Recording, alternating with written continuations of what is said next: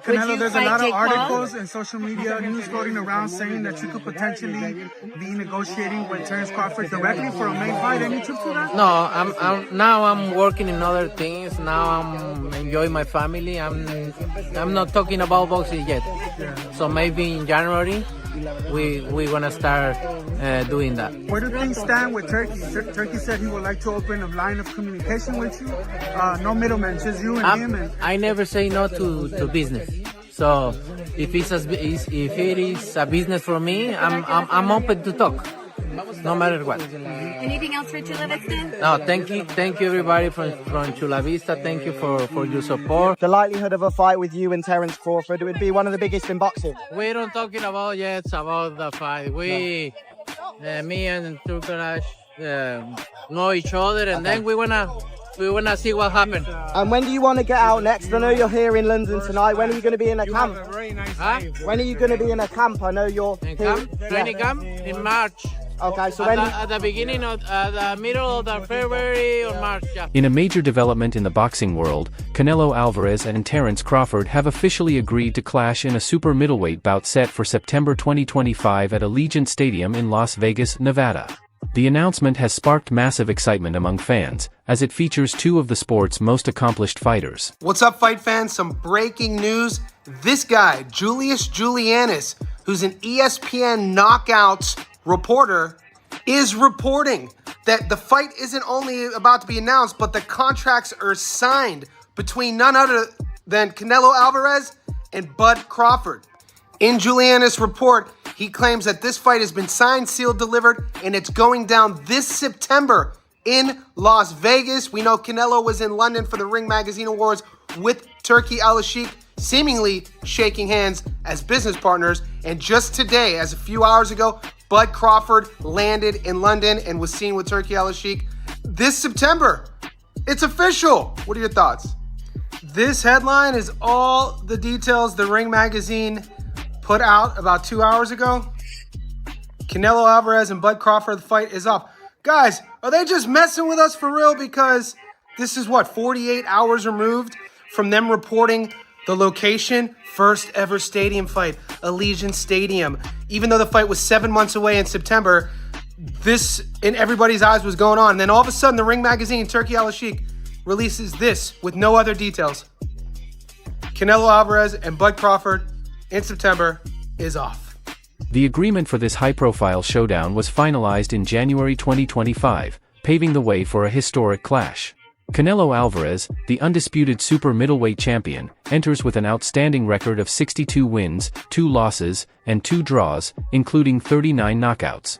His opponent, Terence "Bud" Crawford, remains undefeated with 41 wins and 31 knockouts as the reigning undisputed welterweight champion. This bout marks Crawford's jump to the super middleweight division, as he looks to solidify his legacy by taking on Alvarez. Canelo, Crawford, Jake Paul again. Let's try and give a timeline of events. So on Tuesday, Ring Magazine confirmed that Canelo Crawford was on for September 13th, Raiders Stadium. That's what we got on Tuesday. On Wednesday, we started hearing whispers of Jake Paul. It sounded crazy at the time. I did a video on it. I said that's impossible. But then those whispers became louder and louder and louder. On Thursday, Ring Magazine reported that Canelo Crawford was off. Thursday evening, so just after me and G-Man had filmed, we got reports that Jake Paul versus Canelo, or Canelo versus Jake Paul, was very much a real thing and was close to being signed off, and that would have happened on Netflix. About 2 hours later, we got confirmation that Canelo versus Jake Paul is now not a thing and is off, and that Canelo has signed a 4-fight deal with Riyadh Season, and Turkey went on social media talking about he's the lion and don't mess with the lion and things like that, which I thought was quite funny. Canelo versus Crawford is now back on, and that will happen in September. Canelo versus Jake Paul is now off and won't happen for at least another couple of years. yeah, I think that's In recent developments, Jake Paul has criticized Canelo Alvarez's decision to sign a 4-fight deal with Riyadh Season, which resulted in the cancellation of their planned matchup. Paul accused Alvarez of dodging tough opponents, including Terence Crawford, due to public pressure. He went on to claim that Alvarez is now a slave to Riyadh Season, suggesting financial incentives influenced his choice to steer clear of more competitive fights. Canelo, you puta. And this fucking YouTuber.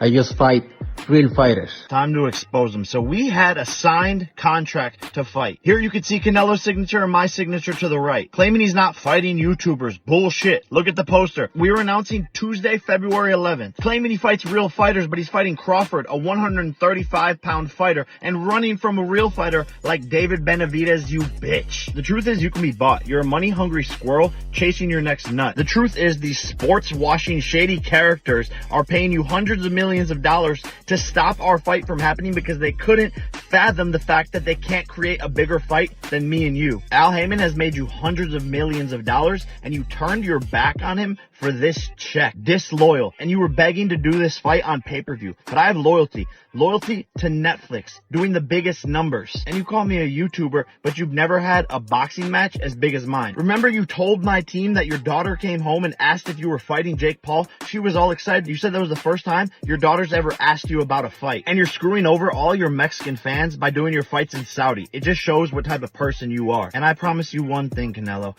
Any fight that you do this year, mine will be bigger. So go fuck off to your boss, you Ring Magazine employee, you pink and orange bitch. And oh, fix that herpes on your lip, you dirty puta. At a recent live press conference, Canelo Alvarez sent a stern warning to Terence Crawford, asserting his dominance in the super middleweight division.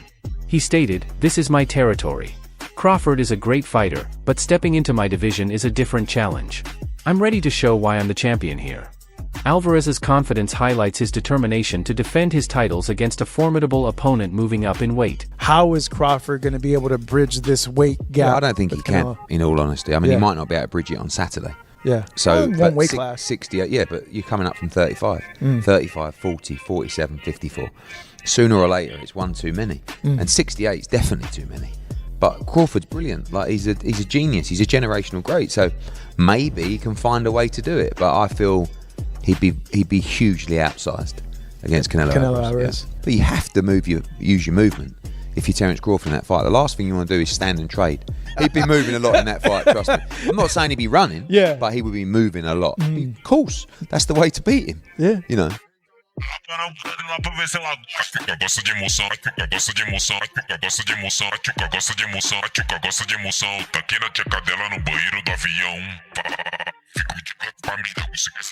Canelo Alvarez, known for his power and tactical versatility, is regarded as one of the best pound-for-pound fighters in the world.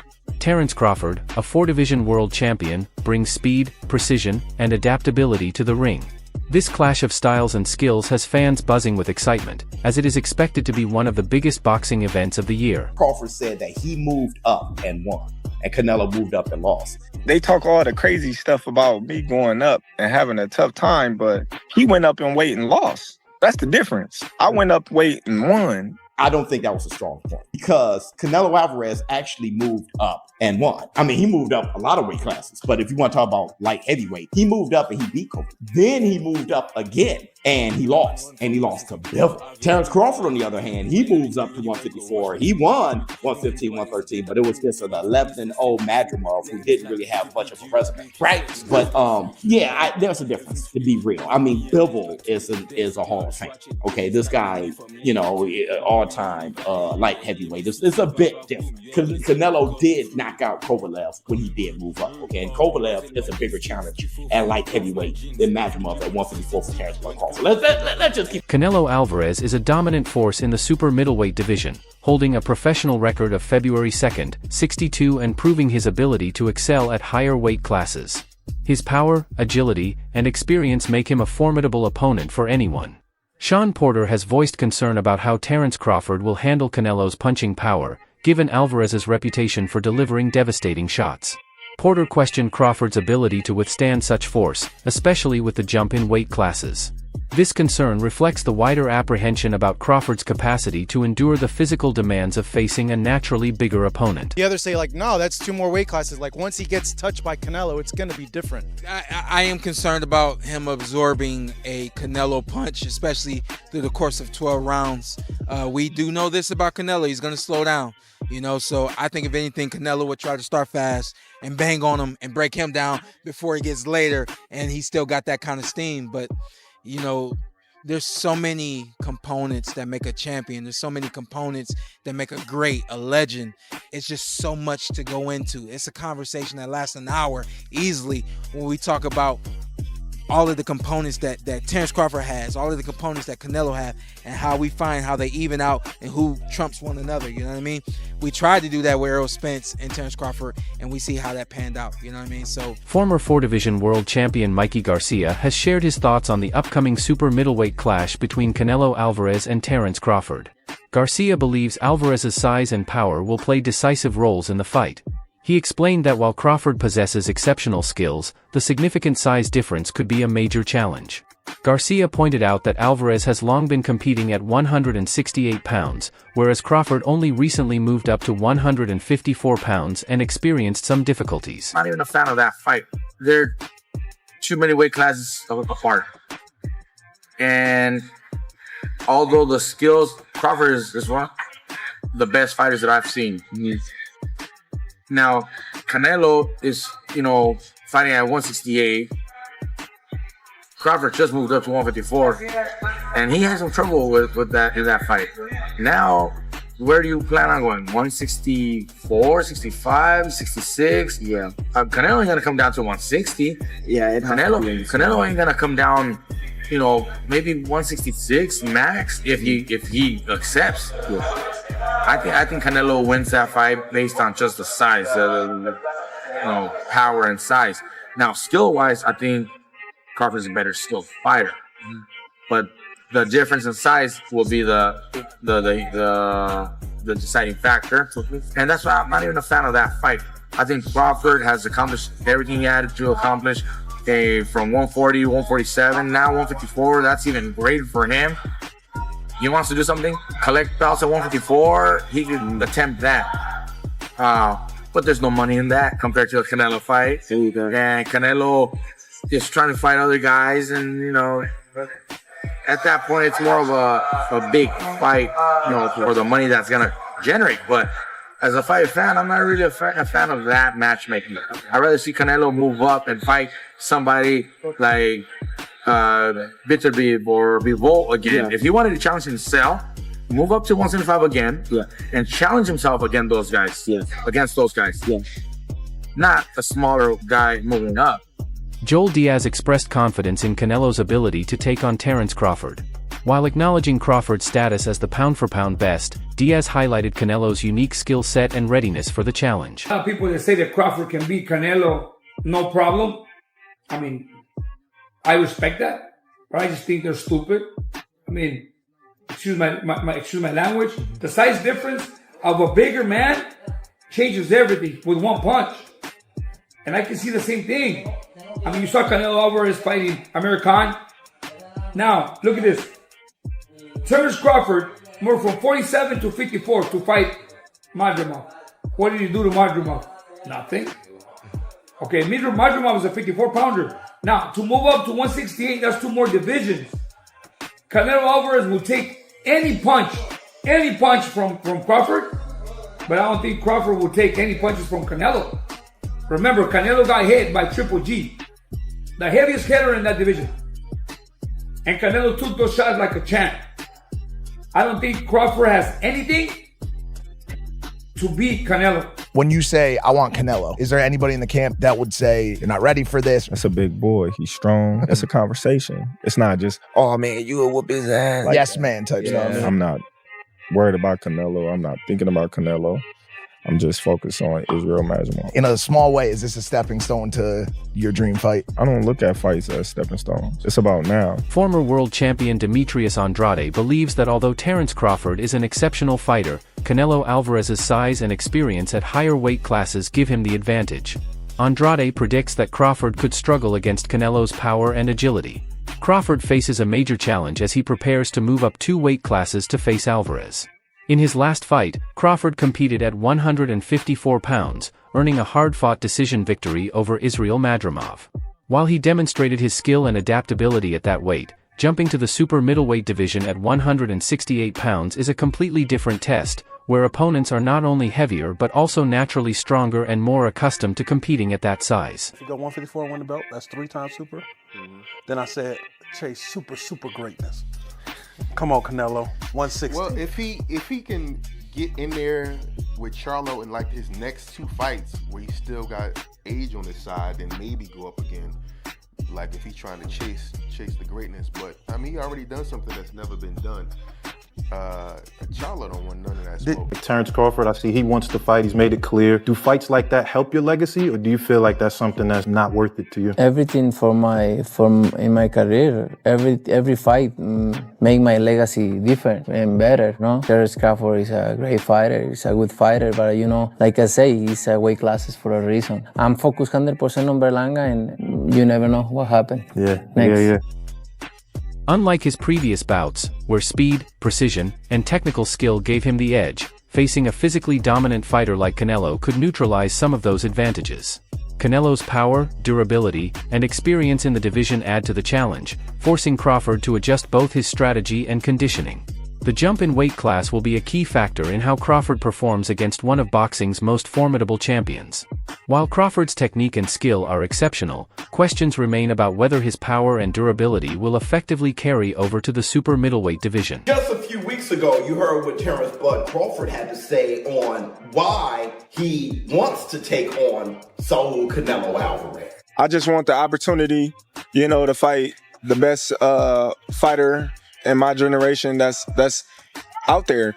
He's the most accomplished fighter, and I would just like to fight another great. Which is a very noble reason. I mean, it's a reason that I can get behind. If you notice, his primary reason isn't money. He did say it'll be the biggest fight, which, you do want a big fight, but I don't think he meant monetarily, which the money comes, okay? But what he's saying is he want to test himself versus the best. And I think he's telling the truth here, right? Of course you want big money and stuff like that, but I think his swan song is just him test himself up against the very best. Those are the reasons the war room can get. Robert Garcia has also shared his thoughts on the upcoming fight, leaning toward a Canelo Alvarez victory. While he hasn't given a detailed breakdown, his prediction aligns with the general consensus favoring Canelo. Garcia believes that if Terence Crawford chooses to face Alvarez, it will largely be driven by the massive payday the bout offers. According to Garcia, Crawford has already achieved enough in his career to secure his legacy and financial future, and doesn't necessarily need to continue fighting. However, if the fight happens, Garcia predicts Crawford will be highly competitive in the early rounds, likely holding his own for the first 6 to 8 rounds, thanks to his exceptional skill, ring IQ, and strength. Robert, what's a smart bet on Crawford Canelo? Canelo by knockout or Canelo by decision?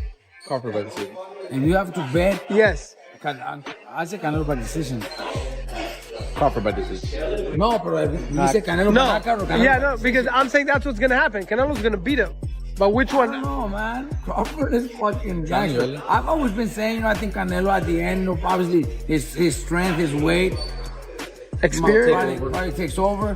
But shit, I wouldn't be surprised if Crawford just fucking boxes and fights smart and beats him. He's probably gonna be 40-1 underdog or something crazy like that, right? It's not gonna be close. No, it's gonna be close. 3 weight classes? 3-4-1. ¿No crees? Nah. It's not gonna be that big of a difference. No. When you pick the knockout? No, when you pick the knockout? You pick a knockout. But if it's just who wins straight out? I think it's gonna be maybe 3-1, 4-1. Maybe that's too much. Maybe 2-1. Maybe 2 I don't think so. Telling you, Eddie. So they finally announced Ryu's fight. Gary Russell, what do you think? Not easy fight? No easy fights at this level? That's just... It's going to be, finally you guys will be, the first time you're ever going to a Tank fight, right? To work a corner? We're going to wonder a Tank's fight. Is Tank's the main event? The Alvarez vs. Crawford fight is set to be a landmark event in boxing history. Canelo's experience and power in the super middleweight division will be tested against Crawford's agility, technical skill, and undefeated record. Fans and analysts are eager to see how Crawford adapts to the higher weight class and how Alvarez handles an opponent of Crawford's caliber. The greatest. You know what I'm saying? Floyd, it was Floyd. And then it's gonna be Terence Crawford. You know what I'm saying? Well, that's what's on the line with that fight, right? Canelo and Terence is whose era is it? Yeah. Right? Nah. I think Canelo had his time. Yeah, Just Canelo gonna had his submit our time. Yeah. Just gonna submit our time. Yeah, for sure. What makes Bomac such a great trainer? He can adapt to any style, bro. Like, he can adapt to any style. First of all, DB3, we all got different styles. And he all been making this better in our own style. He got Troy Eisen. Troy Eisen is a different style. You know what I'm saying? Shoot, he got Avius Griffin. Avius Griffin is a different style. Of course, y'all know Jamel Herring and Terence Crawford. All different styles. And he make these fighters great. He can adapt to any style. You know what I'm saying? That's what makes him a great. Do you think Canelo's size and power will overpower Crawford in the later rounds, or can Crawford's skill and strategy carry him to victory? Share your thoughts in the comments below.